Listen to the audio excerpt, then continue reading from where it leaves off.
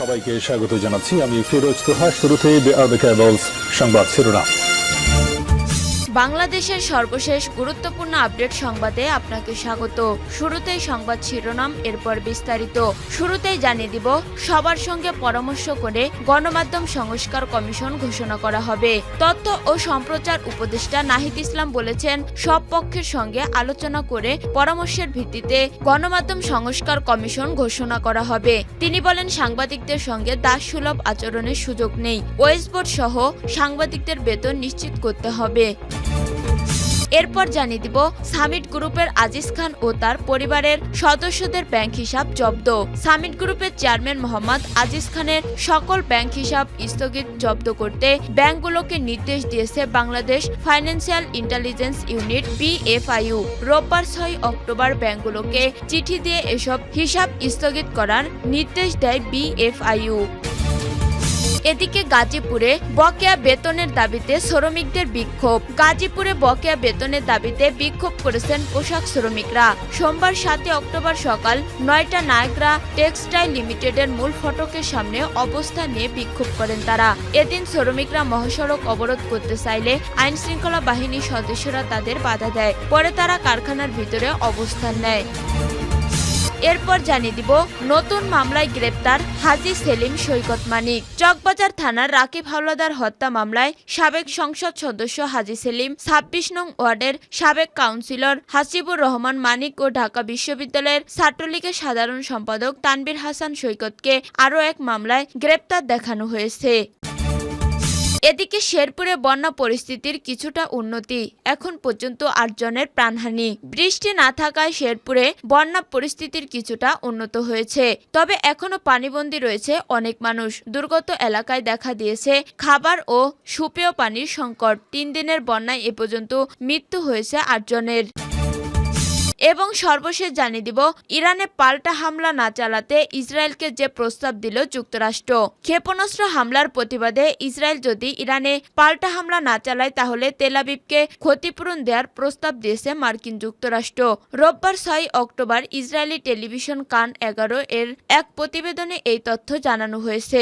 খবর দা Jerusalem post. কান 11 এর কূটনৈতিক প্রতিবেদক অ্যামিচান স্টেইন বলেন, মার্কিন যুক্তরাষ্ট্রের কর্মকর্তাদের কাছ থেকে তিনি একটি প্রতিবেদন পেয়েছেন যেখানে ইরানের হামলার প্রতিবাদে ইসরায়েলে হামলা না চালালে ক্ষতিপূরণের প্রস্তাব দেওয়া হয়েছে। ইরানে কি ধরনের হামলা চালাতে পারে তা নিয়ে ইসরায়েল ও মার্কিন যুক্তরাষ্ট্রের কর্মকর্তাদের মধ্যে আলোচনাকালে ওই ক্ষতিপূরণের প্রস্তাব দেওয়া হয়। ক্ষতিপূরণ প্যাকেজে ইসরায়েলকে আরও কূটনৈতিক নিরাপত্তা প্রদান এবং অস্ত্র দেওয়ার কথা বলা হয়েছে। প্রিয় দর্শক, এতক্ষণ শুনছিলেন সংবাদ শিরোনাম, এরপর বিস্তারিত। তবে তার আগে বন্ধু, জানিয়ে দিন আপনি কোন স্থান থেকে আমাদের সংবাদটি দেখছেন এবং শুনছেন। জানিয়ে দিন এই সংবাদ সম্পর্কে আপনার মূল্যবান মতামত। আর বন্ধু, আপনি যদি আমাদের চ্যানেলে নতুন হয়ে থাকেন তাহলে ভিডিওটি দেখতে দেখতে চ্যানেলটি সাবস্ক্রাইব করে রাখুন, যাতে করে আমাদের পরবর্তী সংবাদগুলো সবার আগে আপনার কাছে পৌঁছে যায়। এবারে বিস্তারিত। সবার সঙ্গে পরামর্শ করে গণমাধ্যম সংস্কার কমিশন ঘোষণা হবে। তথ্য ও সম্প্রচার উপদেষ্টা নাহিদ ইসলাম বলেছেন, সব পক্ষের সঙ্গে আলোচনা করে পরামর্শের ভিত্তিতে গণমাধ্যম সংস্কার কমিশন ঘোষণা করা হবে। তিনি বলেন, সাংবাদিকদের সঙ্গে দাসসুলভ আচরণের সুযোগ নেই। ওয়েস্টবোর্ড সহ সাংবাদিকদের বেতন নিশ্চিত করতে হবে। সোমবার 7 অক্টোবর সকালে জাতীয় প্রেস ক্লাবের সংবাদ মাধ্যমে সংস্কার নিয়ে মুক্ত আলোচনায় তিনি এসব কথা বলেন। তিনি বলেন, সম্পাদক ও মালিকরাই ওয়েস্টবোর্ডের বিরোধিতা করেন। অনেক প্রতিষ্ঠান ঠিকমতো বেতন দেয় না, আর ঠিকমতো বেতন না দিলে পেশাদারিত্ব ঠিক থাকে না। ওয়েস্টবোর্ড সহ সাংবাদিকদের বেতনের বিষয়টি নিশ্চিত করতে হবে। তথ্য উপদেষ্টা বলেন, সাংবাদিক সংগঠনগুলোর সাংবাদিকতা নিয়ে কাজ করতে হবে। সামনের দিনগুলোতে সাংবাদিকরা পেশাদারিত্ব নিশ্চিত করা এবং তরুণদের আগ্রহী করে তুলতে হবে। নাহিদ ইসলাম বলেন, জুলাই বিপ্লব সাংবাদিকদের জন্য একটা বড় কেস স্টাডি। এই অভ্যুত্থানে গণমাধ্যমের কেমন ভূমিকা ছিল তা নিবিড়ভাবে আলোচনা করতে হবে। নাহিদ ইসলাম আলো বলেন, জুলাই বিপ্লবের সময়ে ইলেকট্রনিক মিডিয়া কোনো কিছুই প্রচার করেননি। সামিট গ্রুপের আজিজ খান ও তার পরিবারের সদস্যদের ব্যাংক হিসাব জব্দ। সামিট গ্রুপের চেয়ারম্যান মোহাম্মদ আজিজ খানের সকল ব্যাংক হিসাব স্থগিত জব্দ করতে ব্যাংকগুলোকে নির্দেশ দিয়েছে Bangladesh financial intelligence unit BFIU। রোববার 6 অক্টোবর ব্যাংকগুলোকে চিঠি দিয়ে এসব হিসাব স্থগিত করার নির্দেশ দেয় BFIU আজিজ খানের পরিবারের 11 সদস্যের ব্যাংক হিসাবের তথ্য চেয়েছে বলে জানিয়েছেন সংস্থাটির একজন জ্যেষ্ঠ কর্মকর্তা। গাজীপুরে বকেয়া বেতনের দাবিতে শ্রমিকদের বিক্ষোভ। গাজীপুরে বকেয়া বেতনের দাবিতে বিক্ষোভ করেছেন পোশাক শ্রমিকরা। সোমবার 7 অক্টোবর সকাল 8টা নায়গ্রা টেক্সটাইল লিমিটেডের মূল ফটকের সামনে অবস্থান নিয়ে বিক্ষোভ করেন তারা। এদিন শ্রমিকরা মহাসড়ক অবরোধ করতে চাইলে আইনশৃঙ্খলা বাহিনীর সদস্যরা তাদের বাধা দেয়। পরে তারা কারখানার ভিতরে অবস্থান নেয়। শ্রমিকরা জানান, গত আগস্ট ও সেপ্টেম্বর মাসে বেতন পাওনা থাকলেও পরিশোধ করেনি নায়গ্রার টেক্সটাইল লিমিটেড কর্তৃপক্ষ।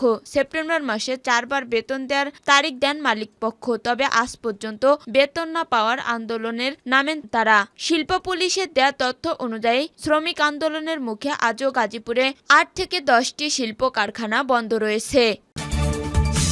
নতুন মামলায় গ্রেপ্তার হাজী সেলিম সৈকত মানিক। চকবাজার থানার রাকিব হাওলাদার হত্যা মামলায় সাবেক সংসদ সদস্য হাজী সেলিম, 26 নং ওয়ার্ডের সাবেক কাউন্সিলর হাসিবুর রহমান মানিক ও ঢাকা বিশ্ববিদ্যালয় ছাত্রলীগের সাধারণ সম্পাদক তানভীর হাসান সৈকতকে আরও এক মামলায় গ্রেপ্তার দেখানো হয়েছে। সোমবার 7 October Dhaka chief metropolitan magistrate Mahbub Rahman আদালতে এ আদেশ দেন। এর আগে তাদের আদালতে হাজির করে গ্রেপ্তার দেখানোর আবেদন করে পুলিশ। গত 1 সেপ্টেম্বর দিবাগত রাতে রাজধানীর বংশাল থানাধীন এলাকা থেকে হাজী সেলিমকে আটক করা হয়। এরপর 2 সেপ্টেম্বর 10 দিনের রিমান্ড আবেদনের পরিপ্রেক্ষিতে আদালত তার 5 দিনের রিমান্ড মঞ্জুর করে।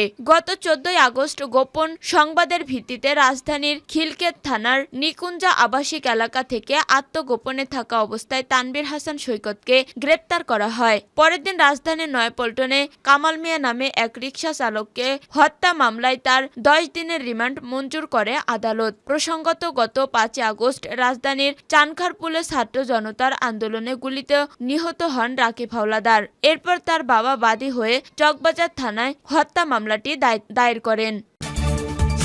শেরপুরে বন্যা পরিস্থিতির কিছুটা উন্নতি, এখন পর্যন্ত 8 জনের প্রাণহানি। বৃষ্টি না থাকায় শেরপুর বন্যা পরিস্থিতির কিছুটা উন্নতি হয়েছে, তবে এখনো পানিবন্দী রয়েছে অনেক মানুষ। দুর্গত এলাকায় দেখা দিয়েছে খাবার ও পানি সংকট। 3 দিনের বন্যায় এ পর্যন্ত মৃত্যু হয়েছে 8 জনের। বন্যার কারণে জেলার 242টি প্রাথমিক এবং 84টি মাধ্যমিক বিদ্যালয় বন্ধ ঘোষণা করা হয়েছে।